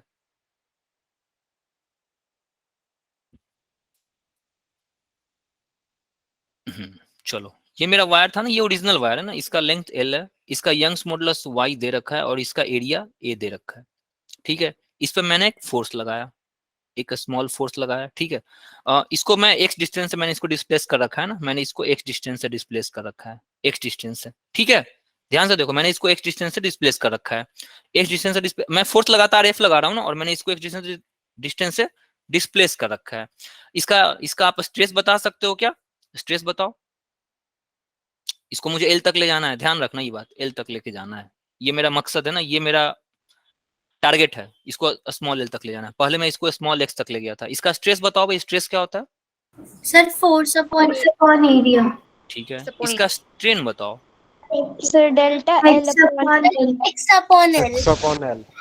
एक्स अपॉन एल होगा? Sir small L upon capital L. नहीं, स्मॉल एल तक मैं पहुंचा ही नहीं हूँ अभी। एक्सएल ही होगा ना, एक्स अपॉन एल। तो समझो, जो भी एल बोल रहा है, आपकी आवाज पता नहीं चल रही है, कौन क्या बोल रहा है, इतना नहीं पता चल रहा है, इसलिए मैं बता रहा हूँ आपको, ध्यान से सुनो। जो भी एल बोल रहा है, एल तक तो मैं पहुंचा ही नहीं हूँ, एल का इलोंगेशन तो मैंने किया ही नहीं है, मैंने तो स्मॉल एक्स का इलोंगेशन कर रखा है ना। अभी अगर मैं आपसे पूछूं, हाँ अभी अगर मैं आपसे, एक्स अपॉन एल। नेहा भी गलत बता रही है, नेहा भी बता, सिंपली इसका एक्स बाई एल हो जाएगा, ठीक है? Capital L, x by cap, इससे इसको भूलो ना, इसको आप क्यों देख रहे हो? मैंने अभी तो, वो तो मेरा टारगेट है। स्ट्रेन क्या होता था भाई? स्ट्रेन क्या होता था? Change in length. स्ट्रेन क्या होता था? Original length upon original. तो चेंज इन लेंथ क्या आया? ये एक्स चेंज इन लेंथ है ना, एक्स अपॉन कैपिटल और एल। इसका ओरिजिनल लेंथ एल है। बताओ, सबका क्लियर है? कोई डाउट है तो यस सर। कोई है? डेल्टा एक्स अपॉन एल नहीं होगा? डेल्टा, देखो शिवानी, इसको जो मानोगी वो लिखोगी ना, इसको डेल्टा एक्स मान लो, जो आपको मानना है वो मानो, और यहाँ पे फिर डेल्टा एक्स बाई एल लिख देना। रटने, ये तो आप रट के आए हुए चीज है कि डेल्टा एक्स बाई एल, ये तो आपने रटा हुआ है। मैं इसको एक्स न मान करके मैं इसको आर मान लूंगा, तो क्या यहाँ तब भी आप डेल्टा एक्स लिखे रहोगे? ये तो मेरे मानने, ये तो मेरे मानने के ऊपर है ना भाई, मैंने क्या माना हुआ है। मैं इसको वाई मान सकता हूँ, मैं इसको ए मान सकता हूँ, बी सी जेड मान सकता हूँ, ठीक है। ओके। चलो, तो मैंने क्या किया, इसको स्मॉल x दिया था और इसको x/l दिया था। ठीक है, इसका यंग्स मॉडुलस y दे रखा है ना, मैं लिख सकता हूँ क्या, देखना तो y बराबर, ये y है, y बराबर मैं लिख सकता हूँ क्या, stress by strain. Yes sir. Yes sir. चलो, स्ट्रेस का फॉर्मूला आ गया F/A डिवाइडेड बाई x/l। यहाँ से F का फॉर्मूला क्या आएगा अभी देखना तो, F बराबर आ रहा है y x A/l, this is F force. ठीक है, यहाँ जो फोर्स है ना, ये तीनों क्वांटिटी आपको कांस्टेंट दिख रहा होगा, देखना तो, ये तीनों क्वांटिटी आपको कांस्टेंट दे रखा है। ठीक है, हाँ यस सर। ठीक है, तो अब मैं इसको लिख सकता सर हूँ क्या, एरिया कांस्टेंट, वो तो एरिया चेंज हो जाएगा ना इसका। आप पॉइजन्स रेशियो की बात कर रहे हो क्या? सर इस वाले में यंग्स मॉड्यूलस के बगल में जो एरिया फोर्स लगाते ही चेंज हो जाएगा ना। एरिया कैसे चेंज करेगा, मतलब एरिया अगर चेंज भी करेगा तो हम उसको नेग्लेक्ट कर देंगे। पॉइजन्स रेशियो जो था, पॉइजन्स रेशियो का ये वायर था, इसका डायमीटर चेंज कर जाएगा। आप इसको इस तरफ खींचोगे, आप इसको इस तरफ खींचोगे, तो इसका डायमीटर हल्का सा चेंज करेगा, यही है ना? Yes sir. ठीक है, ये इसका बढ़ेगा, ये और ये थोड़ा सा ये बढ़ेगा, यही है ना? बट वो उसको थोड़ा सा नेग्लेक्ट करके चलेंगे, कुछ अगर डायमीटर यहाँ से चेंज भी कर रहा है, ये वाला डायमीटर अगर चेंज भी कर रहा है तो ठीक है, वो बहुत ही रेयर छोटी मोटी चीज है वो सब। ठीक है, चलो ओके सर। आ जाओ। ये मेरा एक कांस्टेंट दिख रहा है क्या सबको, बताना भाई। ये यंग्स मॉडुलस किसी भी वायर का, अगर ये स्टील वायर है तो स्टील वायर का यंग्स मॉडुलस फिक्स होता है। ये एरिया इसका फिक्स रहेगा, इसका लेंथ जो भी आपने अज्यूम कर रखा है, शुरुआत आपने जिस किसी भी, मान लो कि 5 मीटर के वायर से आपने शुरुआत किया होगा, इस पेन का लेंथ 5 मीटर तो फिक्स है ना, तो ये मेरा एक कांस्टेंट आ गया, सम कांस्टेंट इनटू x। ठीक है, यहाँ से आपको फोर्स प्रोपोर्शनल टू x दिख रहा है क्या? यस। ठीक है, यहाँ से आप ये बोल सकते हो कि force is not constant, force is not constant. जब फोर्स कांस्टेंट नहीं होता है तो हमारा जो वर्क डन जो होता है ना, वो डिफरेंशियल लेंथ के लिए हम निकालते हैं F.dx, उसको आपको इंटीग्रेट करना पड़ता है, बाई इंटीग्रेशन मेथड से हम फोर्स निकालते हैं। ठीक है, हम क्या करते हैं, इंटीग्रेशन का यूज करते हैं, हम dx को लेकर के आते हैं। ये dx क्या होता है भाई, dx क्या होता है, ये x है ना, इसके बाद हम थोड़ा सा इसको और इलोंगेट करते हैं, हल्का सा इसको इलोंगेशन मैंने और दिया विथ लेंथ dx। स्लाइड पीछे, हाँ ये दिख रहा है क्या, ये इससे भी पीछे करना है क्या नया? प्लीज आप लोग लिखो, बहुत फायदा करेगा, इसको इग्नोर मत किया करो, लिखना बहुत काम आता है एग्जाम में। अगर आप सोचते हो कि मैं जाऊंगा, दिख रहा है, अच्छा लग रहा है, रिकॉर्डिंग देखना कोई हार्ड वर्क नहीं होता है। आपको लग रहा है कि रिकॉर्डिंग देख रहा हूँ हार्ड वर्क, कभी भी कहीं किसी भी टीचर से आप पढ़ते हो, प्लीज आप नोट्स बनाया करो हमेशा, 4 बार 5 बार 6 बार 8 बार 10 बार लिखो भाई, एक बार से कुछ नहीं होता है। कोई इस गलतफहमी में ना रहे कि एक बार से मुझे समझ में आ जाएगा। और पीडीएफ वगैरह की पढ़ाई वढ़ाई जो है ना, मैं तो एकदम बकवास मानता हूँ, मुझे तो बिल्कुल भरोसा नहीं होता है पीडीएफ और रिकॉर्डिंग वगैरह की पढ़ाई, एकदम बकवास। लाइव क्लास में जब आप लाइव पढ़ने का मौका मिल रहा है तो ठीक है, पीडीएफ मजबूरी है तो ठीक है, रिकॉर्डिंग देखना मजबूरी है तो ठीक है, लाइव क्लास जब आपको मिल रहा है तो लाइव पढ़ो, अच्छे से पढ़ो, कोई भी डाउट है तो पूछ लिया करो। ठीक है, चलो यहाँ के बाद मैं क्या निकालने जा रहा हूँ, अब मैं फोर्स निकालूंगा, डीएक्स के लिए मैं निकालने जा रहा हूँ। सर यहाँ तो ये मेरा, हाँ के कांस्टेंट है ना, तो एफ कैसे हो गया फिर? के कांस्टेंट है ना। Yes sir.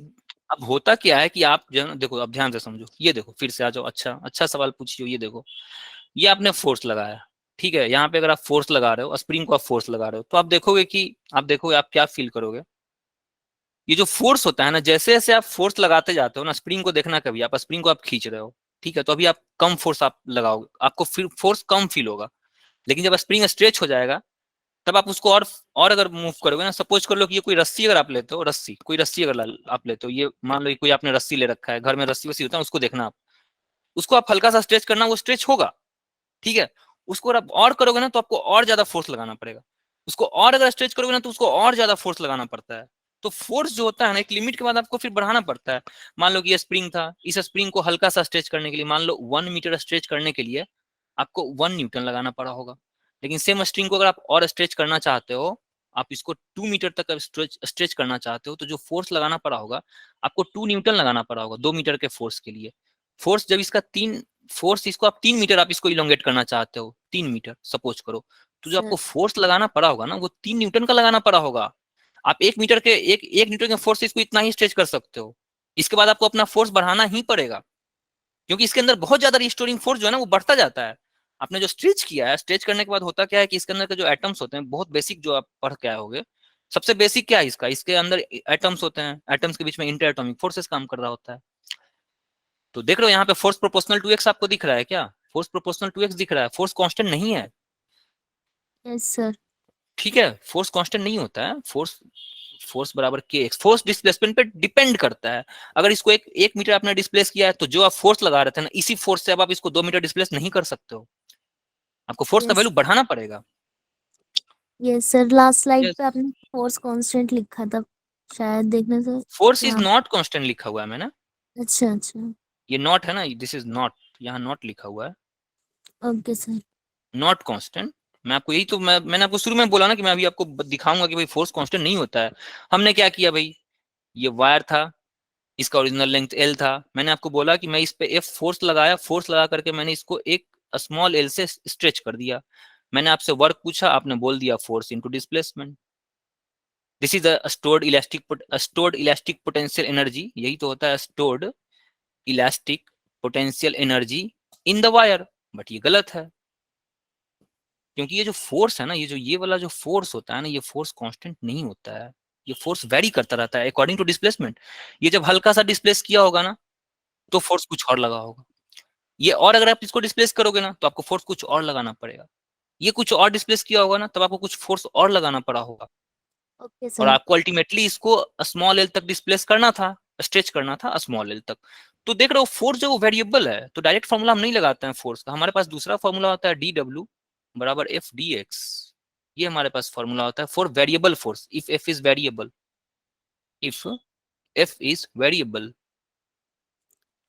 ठीक है, हम क्या करते यस हैं सर। भाई, डी डब्ल्यू बराबर integration of F dot D x. अगर ये एफ मेरा कांस्टेंट होता ना, if F is constant, F अगर कांस्टेंट होता, तो मैं इस एफ को इंटीग्रेशन के बाहर लेकर के चला आता। ठीक है, कब, if F is constant, if F is constant, अगर ये कांस्टेंट होता तो मैं इसको एफ के बाहर ले आता, यहां से इंटीग्रेशन करता dx का, 0 से लेकर के स्मॉल एल तक।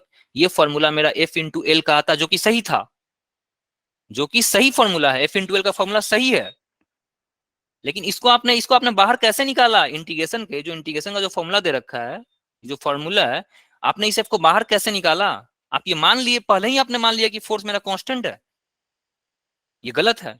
इस केस में फोर्स कांस्टेंट नहीं है, इंटीग्रेशन कहीं फेल नहीं करेगा ना भाई। ये इंटीग्रेशन जो है ना, ये वेरिएबल फोर्स का भी फॉर्मूला होता है, और ये कांस्टेंट फोर्स का भी फॉर्मूला होता है, दोनों का ही फॉर्मूला है। अगर आप इसको डायरेक्ट बाहर निकाल लेते हो, तो आपके पास dx बचता है, dx का इंटीग्रेट कर देते हो, l कर देते हो, सर ये तो fl तो आना ही चाहिए। बट आप ये नहीं देख रहे हो कि इस f में ना एक x छुपा हुआ है, this f is a function of x, this f is a function of displacement. ये फोर्स जो है वो डिस्प्लेसमेंट का फंक्शन है, और x तो मेरा वेरिएबल है, तो आप f को डायरेक्ट बाहर आप नहीं निकाल सकते हो, ये आपकी प्रॉब्लम है, दिस इज द प्रॉब्लम। चलो आ जाओ आगे चलते हैं। ठीक है, अब इसको निकालना होता है, तो बस सिंपल है, आ जाओ। मेरे पास वर्क डी डब्ल्यू बराबर एफ डॉट डी एक्स, ये फॉर्मूला है मेरे पास बेसिक। चलो एफ की वैल्यू दो भाई, एफ की वैल्यू आई थी ए वाई बाई, रुक जा यार, ए वाई बाई कैपिटल एल था ना, capital yes L sir. Into x, ये मेरा फोर्स है। देखो फोर्स में एक्स छुपा हुआ है। Yes sir. ठीक है, इसको, इस पूरे क्वांटिटी को आप इस इंटीग्रेशन से बाहर लेकर के नहीं आ सकते हो। सर x का इंटीग्रेशन होगा और हाँ a y बाई l बाहर चला जाएगा। हाँ, ए वाई बाई एल बाहर आएगा, हाँ बिल्कुल, और into D x.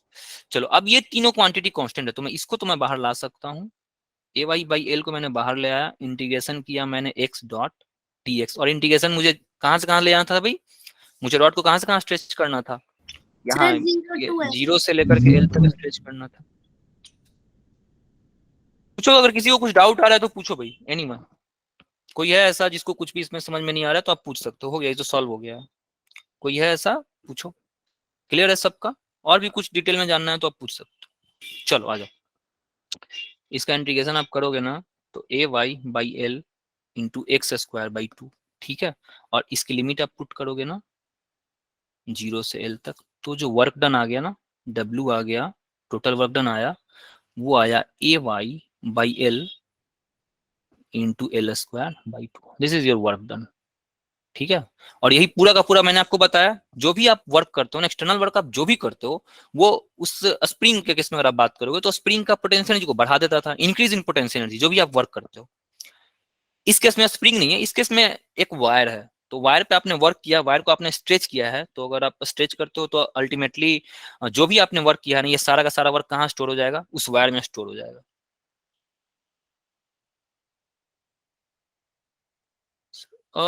Ultimately ultimately ये जो एक्स है, ये छोटा छोटा, ये डी एक्स स्मॉल, छोटे छोटे डी एक्स, इंटीग्रेशन का आपको अभी ना आपको इंटीग्रेशन भी आप अच्छे से नहीं पढ़े हो, इस वजह से प्रॉब्लम हो रही है। इंटीग्रेशन में हम क्या करते हैं, इंटीग्रेशन में हमने क्या किया, हमने इस पूरे एल का जो लेंथ था ना, इसको जब यहाँ से आप इलोंगेट कर रहे हो ना, यहाँ से यहाँ तक जब आप इलोंगेट किए ना, तो पूरे लेंथ को ना आप छोटे छोटे डीएक्स में आपने कन्वर्ट कर रखा है, छोटे छोटे डीएक्स में इसको तोड़ा हुआ है आपने, छोटे छोटे डीएक्स में आपने तोड़ा हुआ है, छोटे छोटे डीएक्स में आपने तोड़ रखा है। डीएक्स बहुत सारे डीएक्स है ना यहाँ पे, इनफाइनाइट टाइम्स ऑफ डीएक्स होते हैं, इनफाइनाइट टाइम्स ऑफ डीएक्स होते हैं। इस डीएक्स को आप कहाँ से, तो डीएक्स की वैल्यू एक्चुअली में कहाँ से कहाँ लाई करेगी, तो डीएक्स की वैल्यू यहाँ से शुरू होती थी, यहाँ अगर आप जीरो, इसको जीरो ले लेते हो तो अल्टीमेटली आपको एल तक खींच करके इसको लाना था, इसलिए मेरा इंटीग्रेशन जो हुआ, एक्स डीएक्स का जो इंटीग्रेशन हुआ वो जीरो से एल तक हुआ। एल मेरा टारगेट था ना, ये मेरा टारगेट था, ठीक है, इस वजह से ये लिमिट 0 to L आता है। ठीक है, चलो आ जाओ, इसको आप, ये इसका आंसर है ना, ये इसका आंसर आ गया, लेकिन हम इसको थोड़ा खूबसूरत बनाते हैं ना, और अच्छा इसको बनाते हैं। हाँ ठीक है ना। सर एक बार और रिपीट कर दीजिए ये वाला। हाँ ये क्या था ना, देखो इंटीग्रेशन आप नहीं पढ़े हो, इस वजह से आपको दिक्कत हो रही है। इंटीग्रेशन का फॉर्मेट क्या होता है ना, इंटीग्रेशन इज अ समेशन, आपको पता है क्या, इंटीग्रेशन जो होता है ना वो सम होता है और कुछ नहीं होता है इंटीग्रेशन। जब आप आगे जाओगे ना तो ये सब सम है, इंटीग्रेशन और कुछ है नहीं, बिल्कुल ये समेशन, ये साइन देखते हो ना, दिस इज कॉल्ड इंटीग्रेशन, यही इंटीग्रेशन होता है। तो हमने क्या किया, ये जो वायर था, ये वायर कैपिटल एल था, ओरिजिनल वायर कैपिटल एल था, इसको मुझे इलोंगेट करना था स्मॉल एल तक।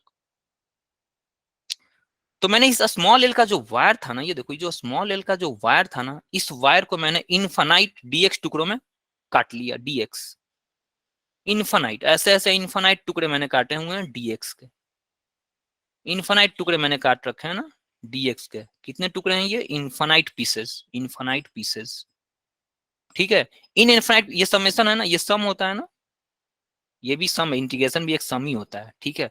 तो बेसिकली अब आपको अब आपका काम क्या रह गया, आपको इस डीएक्स को ऐड करना है, add DX infinite times, infinite times, ये आपका काम रह जाता है, आपका पूरा वर्क डन निकल जाता है। तो इसी को ऐड करने के लिए, इसको ऐड कहाँ, आपको 0 से एल तक लेके जाना था अल्टीमेटली। ये इनफाइनाइट टुकड़े कितने से मिलकर बना हुआ है, एल से ही तो मिलकर बना हुआ था। एल को आपने क्या किया था, इस एल को आपने कन्वर्ट कर दिया था इनफाइनाइट डीएक्स में, इनफाइनाइट टाइम्स डीएक्स।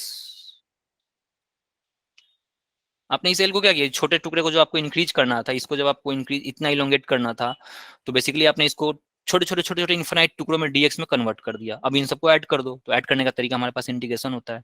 तो बेसिकली हमें जीरो से, ये जीरो था, जीरो से एल तक हमें लेकर के आना था, ठीक है, और जीरो से हम एक्स तक, फिर इसको इंटीग्रेट जीरो से एल तक करते हैं। चलो आ जाओ, ये हमारा आंसर आ गया ना, इसको थोड़ा सा और सजाते हैं ना, इसको थोड़ा सा सजा के रखते हैं, आ जाओ हल्का सा इसको सजा देते हैं। देखो तो इसको मैं लिख सकता हूँ क्या, ध्यान से देखना, ए वाई बाई एल, यहाँ हाफ को मैं यहाँ रख देता हूँ, और यहाँ पे ये एल स्क्वायर है ना, ठीक है, मैं इसको कैपिटल एल और स्मॉल एल से मल्टीप्लाई और डिवाइड कर दे रहा हूँ। ये आंसर आ चुका है ना, कोई डाउट मत रखना, वर्क डन का आंसर आ गया है। स्टोर्ड इलास्टिक पोटेंशियल एनर्जी का फॉर्मूला ये आ चुका है, ये आंसर है मेरा, ठीक है, कोई डाउट मत रखना, ये बिल्कुल आंसर आ गया है। बट हम इसको थोड़ा सा एक अच्छे फॉर्मेट पे लाना चाहते हैं, तो मैंने क्या किया, न्यूमरेटर डिनोमिनेटर दोनों में कैपिटल एल से डिवाइड और मल्टीप्लाई कर दिया।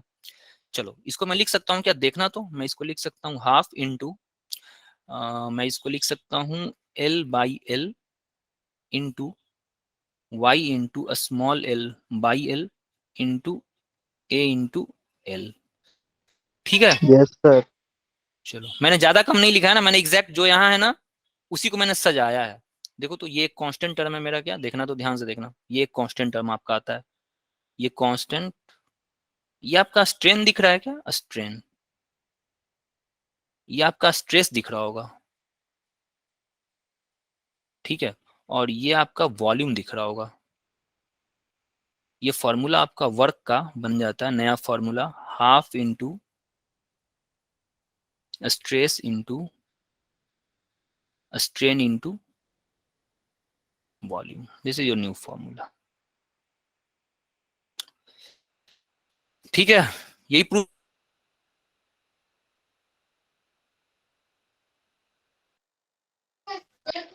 पर आवाज रुक गई। Yes sir.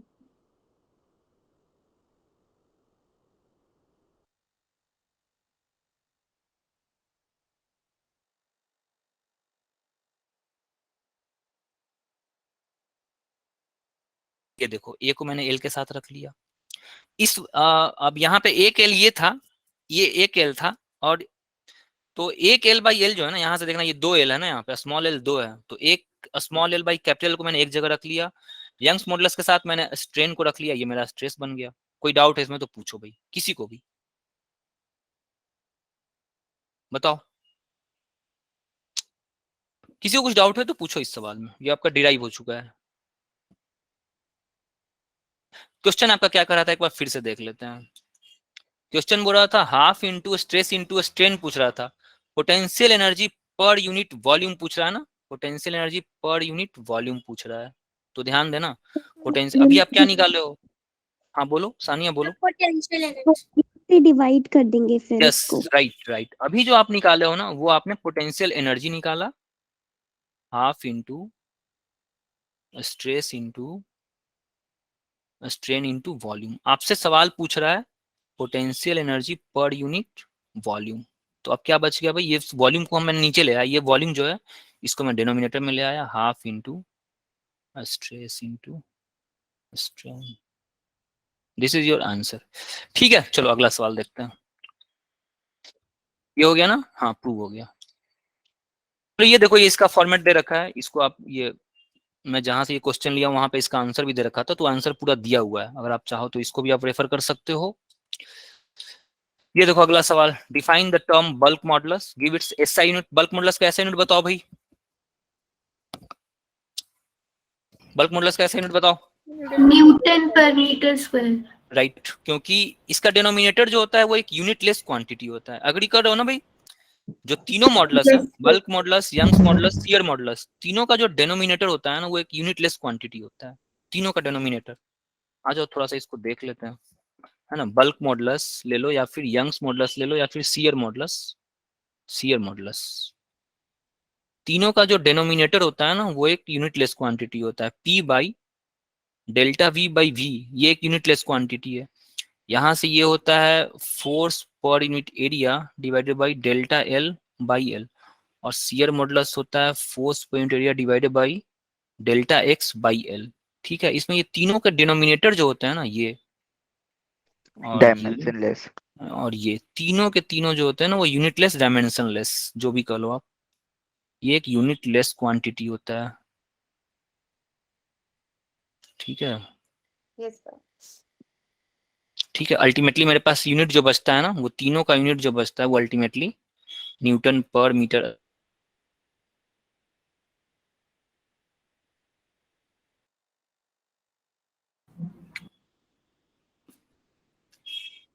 चलो ठीक है, हो गया। और क्या था इसमें, हाँ, give the relation between bulk modulus and compressibility. बताओ भाई, बल्क मॉडुलस और कंप्रेसिबिलिटी का रिलेशन। सर इनवर्सली प्रोपोर्शनल होता है। इनवर्स हो जाता है, इनवर्सली प्रोपोर्शनल नहीं, सीधा इनवर्स होता है। इनवर्स प्रोपोर्शनल का रिलेशन नहीं होता। के जो होता है ना, वो 1/b होता है। Compressibility is this is equals to 1 by bulk compress- modulus. yes, reciprocal,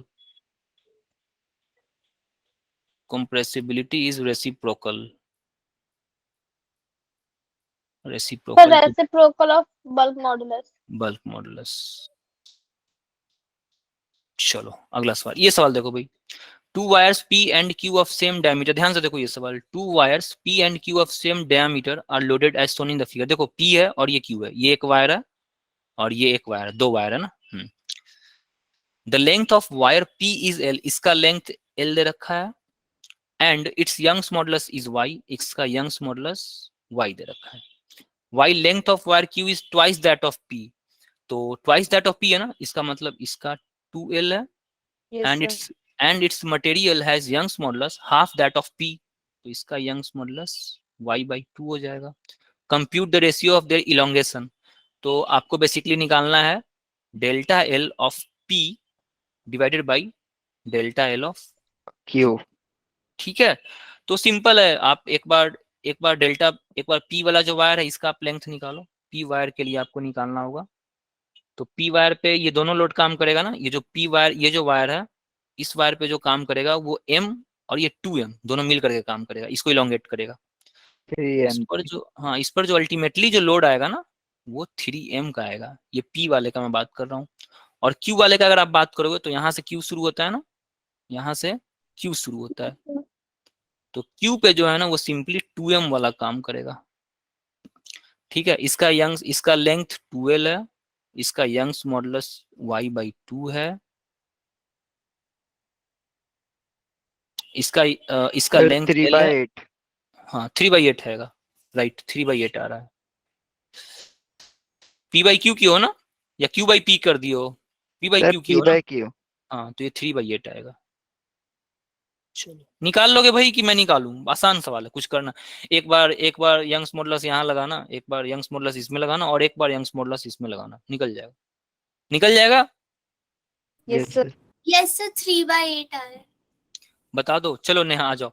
delta P पहले डेल्टा एल पी पहले निकालते हैं, इसके लिए पहले अप्लाई करो, तो आ जाओ पहले इसके लिए अप्लाई करो। इसके लिए अप्लाई करोगे तो इस पे 3m, इस पे लगने वाला वेट कितना है 3mg, इस पे लगने वाला वेट कितना है 2mg। चलो इसका यंग्स मॉडुलस y दे रखा है, y equals to 3mg divided by area divided by इसका इलोंगेशन मान लेता हूं delta L of P divided by इसका ओरिजिनल लेंथ कैपिटल एल। ये हुआ मेरा पहला इक्वेशन। चलो दूसरा निकालो, तो अब इसके लिए निकालो, इसके लिए निकालो, इसके लिए कैसे निकालो, इसके लिए मैं यहाँ निकालता हूँ, चलो आ जाओ यहाँ निकालते हैं। इसका यंग्स मॉडुलस y/2 दे रखा है, इस पे लगने वाला फोर्स 2m इंटू जी है डिवाइडेड बाई एरिया, इसका जो इलोंगेशन में मान लेता हूँ, इसका इलोंगेशन में मान लेता हूँ delta L Q divided by इसका ओरिजिनल लेंथ 2l। 2l। ठीक है, जब आप इन दोनों को रेशियो लोगे ना तो ये 2 कैंसिल होकर के 2, ये वाला 2 भी 3/ये 2 भी नीचे आ रहा है, ये 2 ऊपर आ रहा है, ये 2 यहाँ जाएगा। देखो यहाँ से ध्यान से देखो, यहाँ से यंग्स मॉडुलस जो आप निकालोगे ना ये 8 आएगा, 8 mg/a into delta L q/l, l जो है ना वो l यहीं पर आ जाएगा, l मान लो यहाँ आ गया। जब इन दोनों को आप डिफाइन करोगे ना तो यहाँ से आप इसको और इसको आप निकालोगे, इक्वेशन 2 मान लो, इक्वेशन 1 और 2 को डिवाइड करोगे, 1 डिवाइडेड बाई 2 करोगे तो आपको delta L P divided by delta L Q की वैल्यू आएगी 3/8। ठीक है, ठीक है ना, कर लोगे, आसान है, बहुत आसान सवाल है ये, तो कुछ करना ही नहीं है। चलो हाँ ये देखो, ये तो बना भी रखा है, ओहो चलो आ जाओ, ये तो बना, हाँ ठीक है आयुष, कौन सा आप लोग जो यही सब ग्रुप है ना भाई, देखा ना, तो कोई अलग ग्रुप से है क्या बताना मुझे। मैंने 41 47 48 49 50 यही ग्रुप से ना आपके, हाँ ठीक है। Yes sir. किसी का अलग है तो बताओ, अलग तो कोई नहीं है ना। 19, ये 19 में कैसे 19 को मर्ज कर दिया गया है क्या इस ग्रुप में भी? चलो ठीक है, 19 में नोट कर लेता हूँ। ये पुराना ग्रुप की आप बात कर रहे हो क्या, पुराने वाले ग्रुप की? ये जीपी से स्टार्ट होता है, ये सारा ग्रुप जीपी से स्टार्ट हो रहा होगा ना, ब्लू वाला होगा ये, ब्लू है ना नेहा, जीपी 19। अच्छा ये मर्ज है क्या, चलो कोई नहीं, आ जाओ।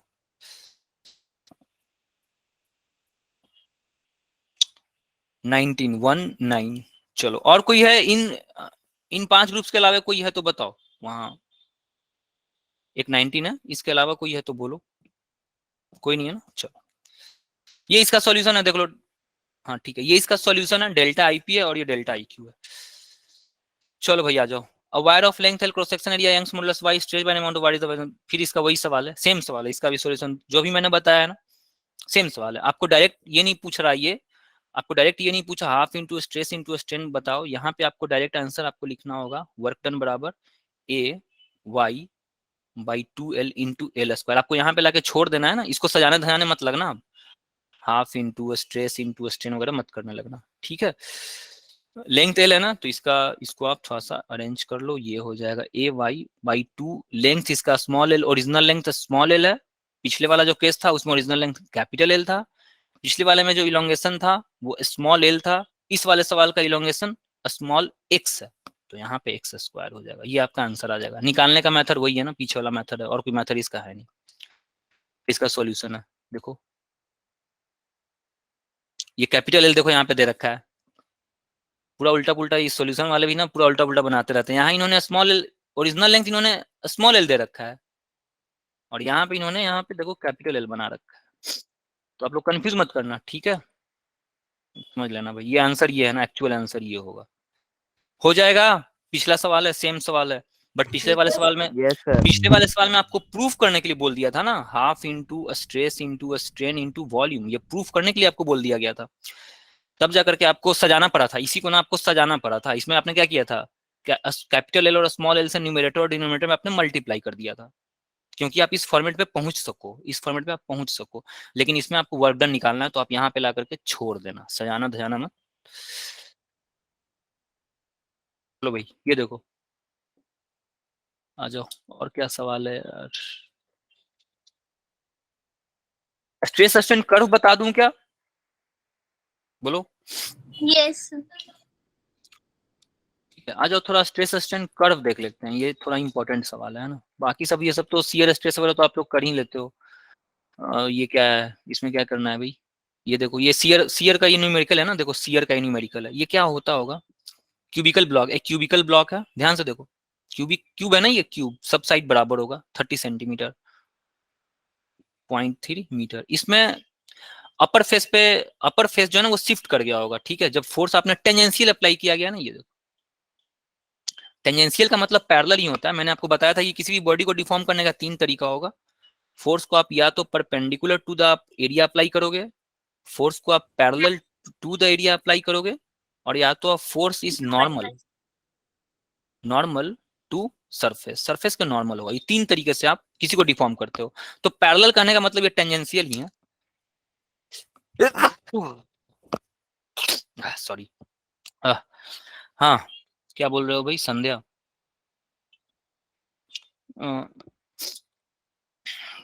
एक मिनट रुको, संध्या क्या बोली, क्वेश्चन स्किप कर दें, कैसे स्किप कर देंगे तो फिर,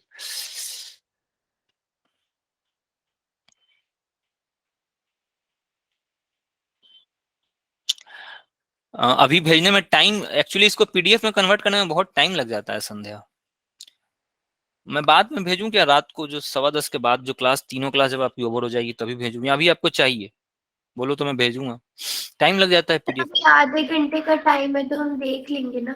चलो ठीक है, फाइन,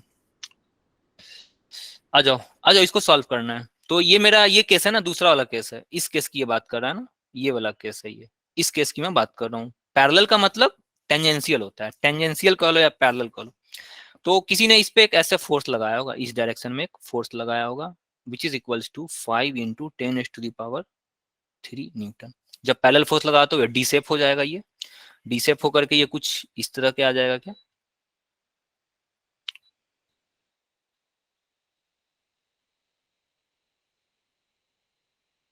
ठीक है, ये कुछ इस तरह का शेप आ जाएगा, है ना।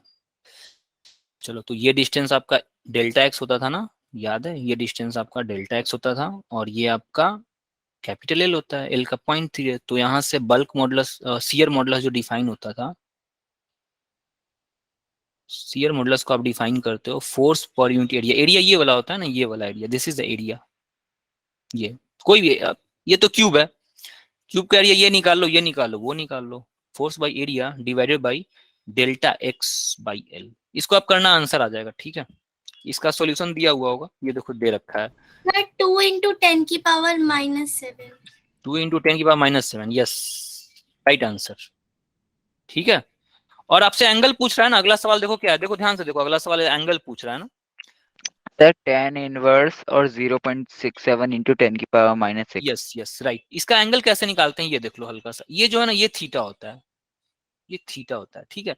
तो tan थीटा बराबर क्या लिख सकते हो, सिंपल, तो इसमें करना क्या है, tan डेल एक्स थीटा अपन बराबर, या ये परपेंडिकुलर होता है और ये बेस हो गया, ठीक है, p बाई बी लिखते हैं ना हम लोग, p by B which is equals to delta x by L. tan delta x x दे upon L। डेल्टा एक्स दे रखा है क्या, डेल्टा एक्स अभी आप निकालोगे, फाइंड द सर अभी जो ऊपर डिस्प्लेसमेंट। निकाला हाँ था ना वो वाला एग्जैक्टली, लगेगा 2 × 10⁻⁻⁷। हाँ ठीक है, यस सर। tan थीटा बराबर 2 × 10⁻⁻7 डिवाइड बाई इसका ओरिजिनल लेंथ कितना दे रखा है, सर 0.3 0.30 मीटर। ठीक है। ये इसको सॉल्व करना है, यहाँ से थीटा निकल जाएगा। चलो भाई अगला सवाल देखते हैं। हाँ ये सब क्या है, ये सब बच्चा वाला सवाल दे दिया है। एल्यूमिनियम वायर दे रखा है 1 मीटर का, लोडेड मास 40। देखो भाई बन जाएगा ना ये सब सवाल, बताओ भाई, ये तो बहुत हल्का हल्का सवाल। हो जाएगा। ये कितना है भाई, 40 किलो दे रखा है, 40 किलो दे रखा है, तो इसका वेट हो जाएगा 40 g। This is a force ना, this is weight due to gravity है ना, ये ड्यू टू ग्रेविटी ही आता है। टेंसाइल स्ट्रेस, आपसे पहले टेंसाइल ए में क्या करना है, टेंसाइल स्ट्रेस निकालना है। टेंसाइल स्ट्रेस का फॉर्मूला क्या होता है, force upon area. Force divided by area. चलो बी में क्या करोगे भाई, change in length, change in length पूछ रहा है ना, यस सर। बताओ क्या होगा ये। Sir FL upon A × Young's modulus. चलो फॉर्मूले से देख लेते हैं, Young's sir modulus. Tensile stress तो 4 × 10⁻⁶ आएगा। अच्छा ठीक है, उसका आंसर है यहाँ पे, गलत आ सर रहा है ना, 1.27 × 10⁸ आ रहा है। हाँ राइट राइट, आपका गलत जो पहले। चलो ये हो गया, इससे आप फॉर्मूला बना लेना, ये तो आप लोग फॉर्मूला इससे बना लोगे, आसान चीज है। चलो तीसरा स्ट्रेन निकालना है ना, स्ट्रेन,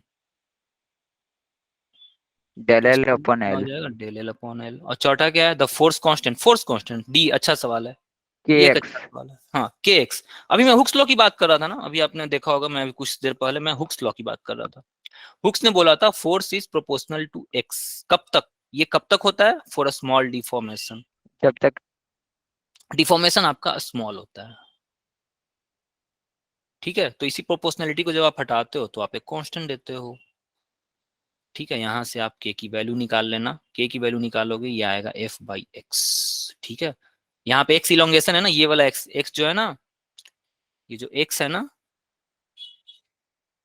ये वाला एल है ना, एल, एल है, सर ठीक है। 2.2 × 10⁵ हाँ हाँ